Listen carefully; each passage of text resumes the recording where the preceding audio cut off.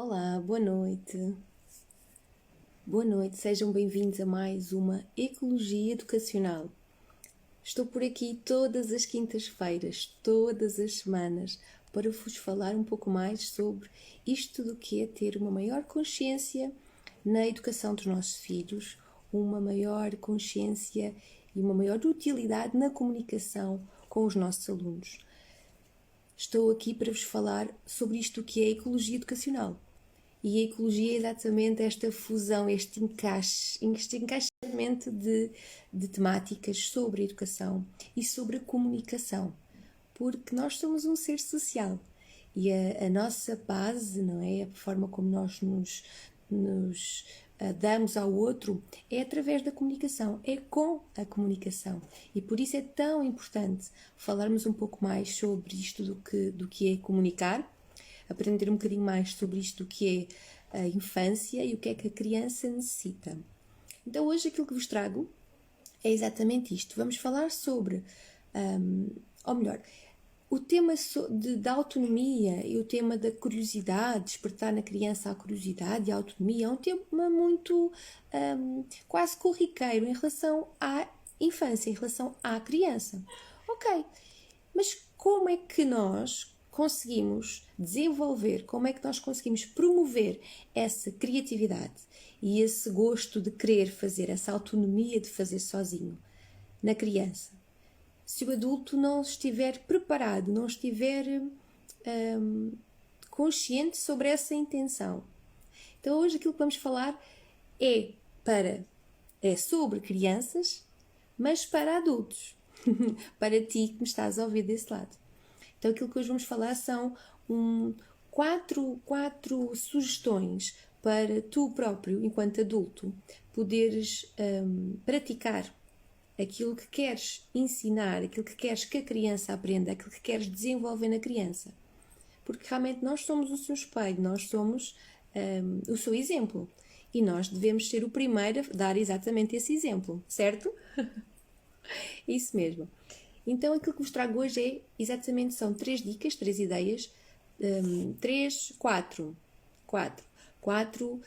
pilares daquilo que o adulto deve ter em conta sempre na sua vida.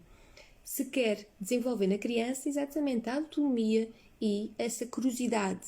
Porque a criança já é curiosa desde logo, não é? Desde bebê. A criança tem este instinto de querer aprender, de querer fazer. O que acontece muitas vezes é que nós, adultos, sem querer, não é? Sem essa consciência, vamos moldando, castrando a criança à medida que ela vai crescendo. Ela vai ganhando gosto por algo que pode não ser assim tão útil, ou vai deixando de ter gosto em fazer certas coisas, porque nós estamos sempre a castrar. Não faças assim, assim está mal feito. Olha, eu é que sei, anda a fazer. Ok? Então, como é que podemos treinar esta nossa consciência? Se nós queremos crianças, não é? Se nós queremos que estas nossas crianças sejam então autónomas, sejam e que mantenham a sua criatividade, o que é que nós adultos precisamos de fazer? Então são 4 dicas, são 4 pilares para que o adulto eduque a sua criatividade e a sua autonomia, ok? É isto que vamos falar hoje. Preparados? Então vamos pela primeira.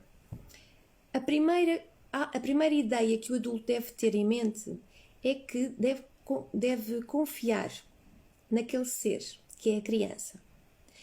Confiar na criança é para nós, adultos, um exercício, para alguns até extremamente difícil de fazer, porque temos aquela ideia, já de algum tempo, e eu vou dizer uma ideia errada, que a criança é um ser incapaz, que é um ser pequenino, que é um ser que necessita de toda a nossa atenção e a nossa proteção.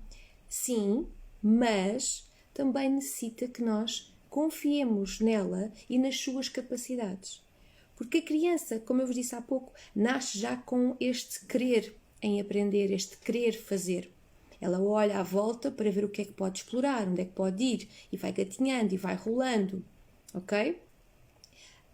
Há aquele hábito de nós costumamos chamar os bichos carpinteiros, não é? E ainda bem que assim é, porque a criança desenvolve-se através exatamente desses seus bichos carpinteiros, que nós chamamos no cotidiano. Então, confiar na criança, este exercício por parte do adulto de confiar na criança é exatamente deixar a criança experimentar, explorar. Se a criança está, imaginem, uma criança pequenina, com um aninho e pouco, que começa a querer calçar o seu sapato, porque é fácil, porque ele acha que é fácil, não é aquelas botas zonas, ok? Nem aqueles ténis, está bem? São um sapato, um calçado adequado e prático. E a criança quer experimentar e quer calçar e até consegue calçar. Permitir que a criança tenha exatamente esta oportunidade de estar a fazer algo que seríamos nós a fazer. Ou porque é mais rápido, ou porque nós fazemos como deve de ser, no sentido que a criança pode calçar ao contrário. Confiar na criança é nós trabalharmos em nós este pensamento de que a criança é capaz de. A criança pode não ser capaz de fazer como nós fazemos, mas não é esse o interesse. Como ainda ontem falei sobre isto com os pais. Nós estamos no processo de fazer. Não é no processo de fazer bem feito. É só o de fazer. Ok? E o permitir fazer é exatamente confiar. Confiar que a criança tem capacidade, confiar que a criança pode fazer sozinha. E muitas vezes a criança até nos diz diretamente: não quero ajuda. Ou começa a chorar quando nós a vamos vestir ou quando a vamos calçar. E nós não percebemos porque é que ela está a fazer aquela birra. Ela está só a comunicar que quer fazer sozinha. Por exemplo, o alimentar-se sozinha. E que nós adultos, por não termos assim essa consciência grande de que realmente esta é a idade, este é o período sensível que ela necessita de explorar e de estar em relação à alimentação, nós não sabemos disso e queremos dar à boca, queremos despachar, queremos que ela não se suje, que ela não suje o espaço à volta. Contudo, é exatamente nesse momento que a criança que está-nos a dizer: não, eu quero comer sozinha, mas está a chorar, está a gritar, está a espernear, e nós não deixamos. E a criança está-nos a dizer: eu quero fazer sozinha, deixa-me fazer, que eu sinto que sou capaz. E este sentir que é capaz é algo que a vai acompanhar para toda a vida. Deixa-me fazer sozinha, confia em mim, porque eu também confio em mim. Se nós não permitirmos que a criança explore esta confiança em si própria, a criança que no início tem exatamente este querer de fazer e de querer experimentar e de ter confiança nela, com a nossa não permissão dessa autonomia, de não ter confiança na criança, a criança vai crescer e vai deixar de confiar nela própria. Porquê? Porque vai ter sempre um adulto ao seu redor que lhe diz: não, deixa estar, a mãe faz. Não, deixa estar, eu faço desta forma, que estás a fazer assim está mal feito. Fizeste, mas não é assim, e desmancha e faz tudo outra vez. Então,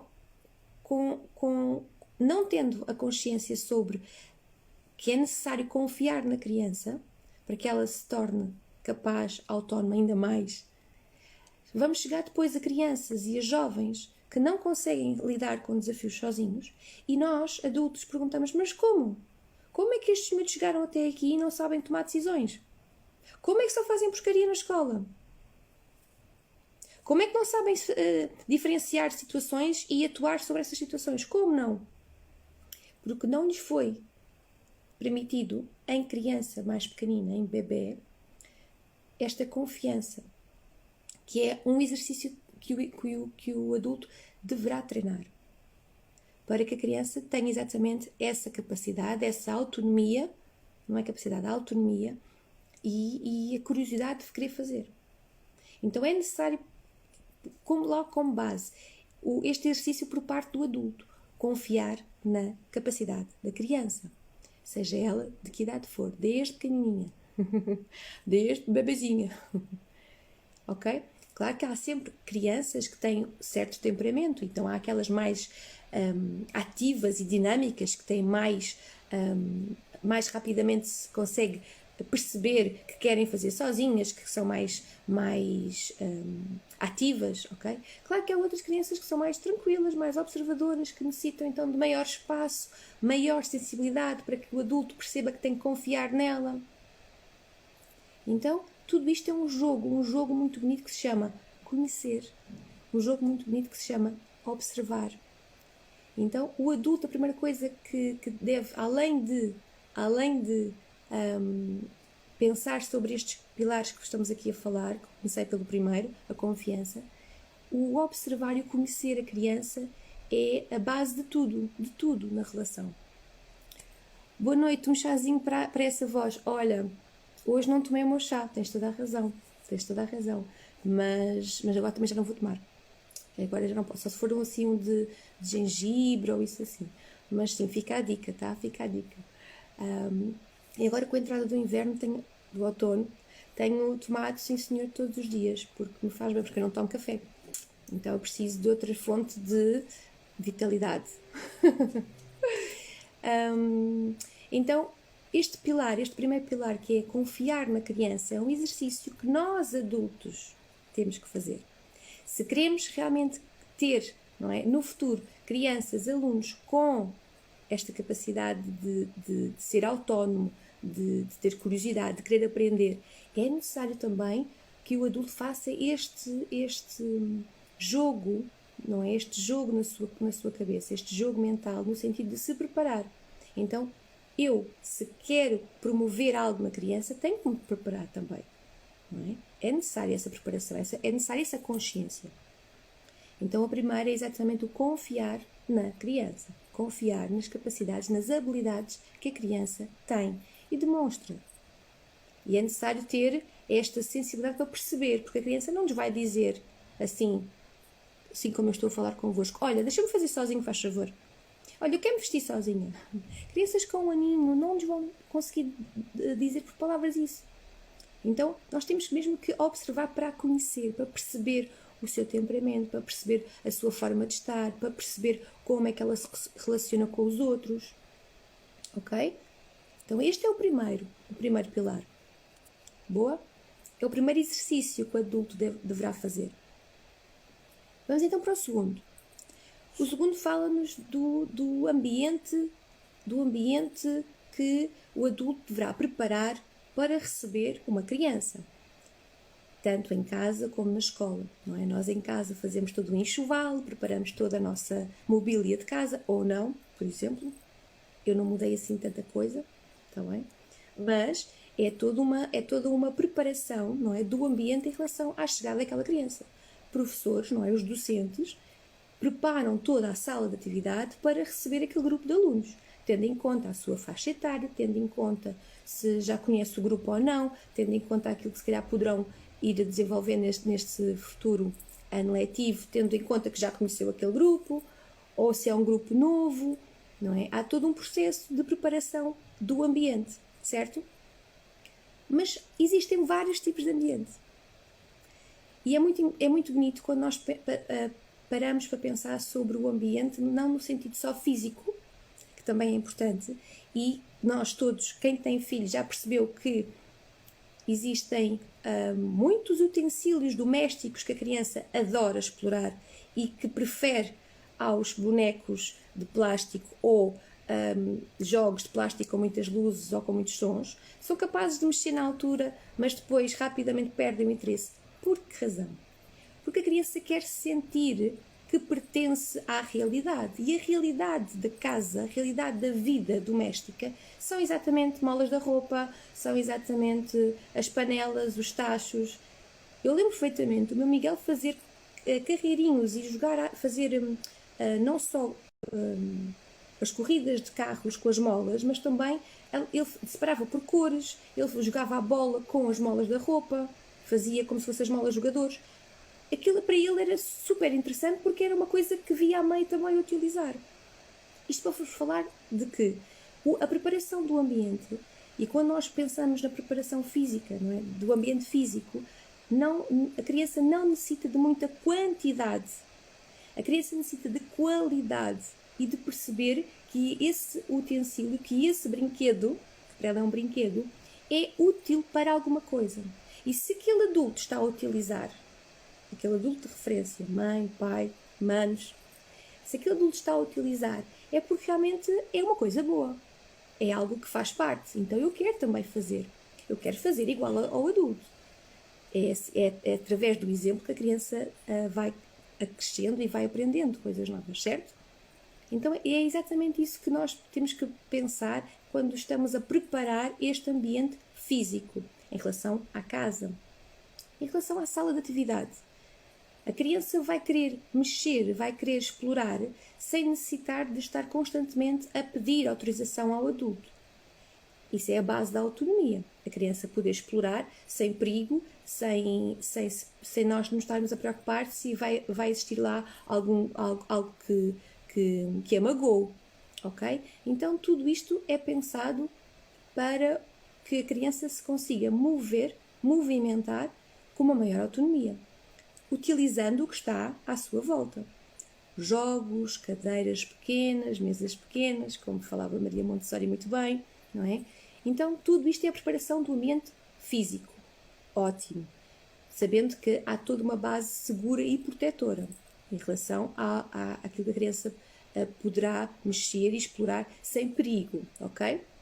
Mas há outro aspecto sobre o ambiente, que é o ambiente social, que eu já falei um bocadinho, que é no sentido da criança se sentir a pertencer a algo, e se eu vou utilizar estes objetos que os adultos também usam, então eu faço parte daquela mesma casa, faço parte daquele grupo, ok? Se eu estou na escola e posso sair da minha sala e ir à biblioteca, tal como vão os meus professores, posso movimentar na escola, posso ter esta autonomia de explorar o espaço onde eu estou, então eu sinto-me a pertencer àquele sítio, àquela escola, ok? Este é o espaço social, o ambiente social que também deve ser pensado em relação à autonomia da criança. Se a criança se pode movimentar para se sentir a pertencer. Este sentimento de pertença é algo que a criança necessita para se tornar um ser harmonioso, um ser bem consigo mesmo. O outro aspecto do ambiente que eu gosto muito é o ambiente emocional. O ambiente emocional, a criança tem a sensibilidade, ou melhor, nós adultos temos a sensibilidade de que a forma como a criança se está a comportar, a forma como a criança se está a relacionar, tem que estar em congruência com aquilo que ela sente e com aquilo que nós sentimos. Então, a criança, quando se sente mais ansiosa e está no local, ou tem no local algo que a ajuda a acalmar, que a ajuda a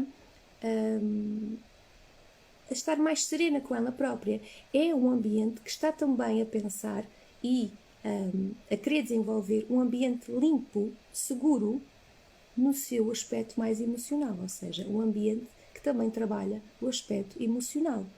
Então, todas estas linhas de pensamento em relação à preparação do ambiente necessita que nós adultos tenhamos a consciência e a sensibilidade para não ver só a parte física, mas ver para além do físico, para além dos brinquedos, para além da quantidade, para além do exagero. Estamos sempre com muito medo que lhes falte alguma coisa. Aquilo que a criança mais necessita é de pequenas quantidades de brinquedos, sendo que esses brinquedos tenham então uma maior utilidade, sejam úteis à vida. E se nós pensarmos um bocadinho, todos nós vamos nos lembrar de quando vamos à casa das nossas avós, e as avózinhas deixam fazer quase tudo, e vamos fazer os bolos e mexer nas tigelas, e mexemos nas colheres de pau, e não há problema se estamos a mexer num copo de vidro ou não, ok? Porquê? Porque é a utilidade. A criança vai querer mexer naquilo que é útil. E nós muitas vezes queremos preparar tudo mais bonito, tudo a pensar só na segurança, e é necessária também. Contudo, é necessário também pensar que a criança precisa de se sentir a pertencer, e só consegue desenvolver esse sentimento se utilizar aquilo que nós adultos utilizamos. Ok, agora estou-me aqui a lembrar uma coisa. Então, João, a criança vai utilizar facas? Claro que não vai utilizar as facas pontiagudas como nós utilizamos, mas pode utilizar uma faca de ponta redonda. Pode utilizar uma faca ou um outro tipo de adereço que corte, mas que não seja uma faca. Ok? Então, a preparação do ambiente tem que ter também em linha de atenção esta autonomia e proporcionar exatamente este espaço de exploração e de curiosidade para a criança. Ok? Segundo, está bem? Falámos na confiança que o adulto deve exercer, que o adulto deve exercitar em relação à criança, e falámos nesta preparação do ambiente. Vamos para a terceira. A terceira, falo-vos do tempo. Isto porque o tempo para nós adultos é um bicho-papão, não é? O tempo, nós quase que dizemos que nós não temos desculpa para não fazermos as coisas, é sempre o tempo, não é? O tempo foge-nos das mãos. Estamos a ficar, nós mais velhos, e pensamos logo, estamos a ficar sem tempo para fazer as coisas, enfim. A criança tem um tempo diferente do adulto. O ritmo da criança é totalmente diferente do ritmo do adulto. O Gabriel Salomão falou algo que me deixou, que me fez muito sentido, que é o facto de que a criança, ou melhor, que o adulto, o tempo que dedica e o seu ritmo é para fazer as coisas, e o objetivo é o final. Eu quero acabar isto no fim, eu quero ter tudo bem feito e estou a pensar já no resultado final da coisa, ok? Isto é o pensamento do adulto em relação ao tempo, em relação ao seu gerir de tempo, em relação ao seu processo de fazer algo, ok? O tempo da criança, o ritmo da criança, a criança vê no processo. A criança não está preocupada no fim, não está preocupada no resultado final que aquilo vai ter. A criança está a saborear cada momento daquele processo. A criança está a saborear cada aprendizagem, está a saborear cada degrau alcançado, ok? Então, se a criança tem um tempo mais pausado, mais calmo, mais sereno, e o adulto um tempo mais acelerado, um ritmo mais acelerado, é normal que muitas vezes choquem, não é? Porque nós adultos estamos exatamente com esta mentalidade, esta reprogramação em relação ao tempo que temos a fazer as coisas, como é que as coisas se fazem, e nós fazemos as coisas num mínimo espaço de tempo. A criança não quer saber sobre isso, a criança quer fazer. A criança quer observar o caracol. E se a criança quer observar o caracol, a criança vai ficar à espera que o caracol saia, que estique as suas antenazinhas, vai ficar ali concentradíssimo a olhar para o caracol. Nós adultos que queremos ver alguma coisa acontecer, clicamos no Google, vamos à procura de imagens, de vídeos e está feito, está bom. E aquilo que mais me assusta nisto tudo, eu vou-vos dizer, que é, eu que já estou há algum tempo a trabalhar esta minha consciência e que na minha vida prática, não é? Na minha vida profissional, treino este tempo dado à criança e gosto muito de ter tempo para observar, eu dou comigo na minha vida particular, ok? No meu lazer, quando estou a ver alguma série, algum filme, eu não consigo já esperar pelos anúncios, então eu estou sempre a pôr para a frente. E há pouco tempo eu obriguei-me a ver os vídeos até ao fim, ver os reclames, ver os anúncios todos. Exatamente para treinar este meu tempo, dar mais tempo àquilo que era o normal, como antigamente nós usávamos. Eu lembro-me da televisão, não andava nem para a frente nem para trás, ok? O programa que estava a dar naquela hora, vias, não vias, não há repetição, ok? Então, nós vamos sempre a crescer com a sociedade, que tem coisas boas e tem coisas más, mas neste sentido do tempo, todas estas novas tecnologias e toda esta nova dinâmica acelerou ainda mais a vida do adulto. Não só os horários do trabalho, não só os projetos e os prazos, mas toda a parte comercial e toda a parte de marketing, tudo acelerou ainda mais. Tem coisas boas e tem coisas más. As coisas menos boas, é exatamente esta inconsciência sobre a forma como nós corremos na vida, ok? Então, fazer as pazes com o tempo é o terceiro pilar sobre esta consciência e esta reprogramação que o adulto deverá fazer, se quer exatamente promover na criança a autonomia e curiosidade. fazer as pazes com o tempo e perceber que o meu tempo, o meu ritmo enquanto adulto é totalmente diferente do ritmo da criança. E que eu não posso exigir que a criança se apresse, eu não posso exigir que ela faça como eu faço, eu não posso exigir nada disso a uma criança que está naquele período da infância onde a preocupação dela é o processo, é o saborear. Então, sabendo eu que nesse período é o saborear do processo que a criança quer fazer, que é o estar a ver, a observar calmamente, com muita serenidade alguma coisa, eu não vou poder acelerar aquilo que é impossível, biologicamente impossível de acelerar. Então o que é que vai acontecer? Esta consciência traz mais leveza para o dia a dia, para não estar tantas vezes a massacrar a criança, a ter disputas com a criança em relação a despachar-se. Mas também não, estou-vos a falar de uma forma geral. Atenção, vamos falar aqui sobre cada dia de cada um para, de uma forma mais assertiva, falar convosco sobre isto no nosso dia a dia. Mas se nós, por exemplo, estamos a pensar muitas vezes, mas a minha semana é tão corrida, eu não consigo fazer nada daquilo que eu gostava de fazer com o meu filho, com a minha criança. Calma, é a tua semana que é assim. Porque tens horários do teu trabalho, ele tem horários de escola, há coisas para cumprir. Uma boa noite de sono, ok? Temos o fim de semana, então perceber também fazer as pazes com o tempo da semana e o tempo do fim de semana. São tempos diferentes, ok?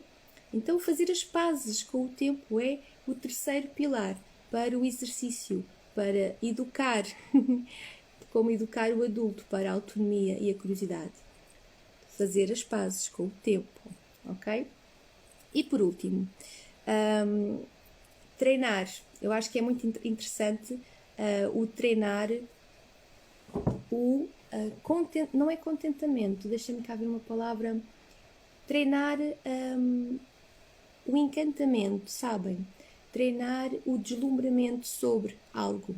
A criança, como eu vos disse ainda há pouco, em relação ao tempo, a criança fica a observar, fica a saborear o processo.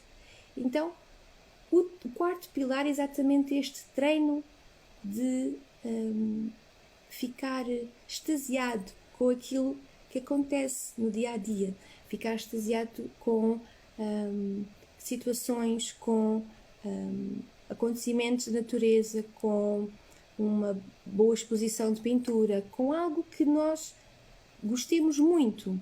Então, para isso é necessário fazer um exercício interno, que é: o que é que eu gosto? O que é que me faz brilhar o olho? Porque eu só posso treinar exatamente esta contemplação se eu souber o que é que eu gosto, não é? Eu preciso então de fazer este exercício interno, fazer estas perguntas em mim própria e depois observar aquilo que eu tenho à minha volta. Anteontem, ou ontem, já não sei bem, acordei com o som da chuva, mas a chuva mesmo assim forte. E já há muitos anos, já andei de transporte, a Beatriz era pequenina e eu apanhei muita chuva, não dizia tão bem da chuva no sentido de estar a apanhar, não é? Estar a apanhar chuva e ela ser pequenina e tudo mais, mas a chuva sempre foi algo que me fez sentir sempre muito bem, o cheiro da chuva, o cheiro da relva molhada. E então, eu neste dia, foi anteontem, que acordei com a chuva, a primeira coisa que eu fiz, levantei a janela e fiquei a olhar para a chuva. Não quer dizer que aqui a minha paisagem seja assim deslumbrante, mas o facto de estar a observar a chuva, de contemplar o belo, fez-me ter um começo de dia fantástico. Este exercício de contemplação, este exercício de deslumbramento, este exercício de observar a vida, não é? Observar a natureza, é-nos muito bom, faz-nos muito bem à nossa vida, mas não é só um bem externo, é um bem principalmente interno. Não é por isso e por outros, não é? Por outras coisas, que os neurotransmissores, não é? Da felicidade, um deles, a serotonina, é exatamente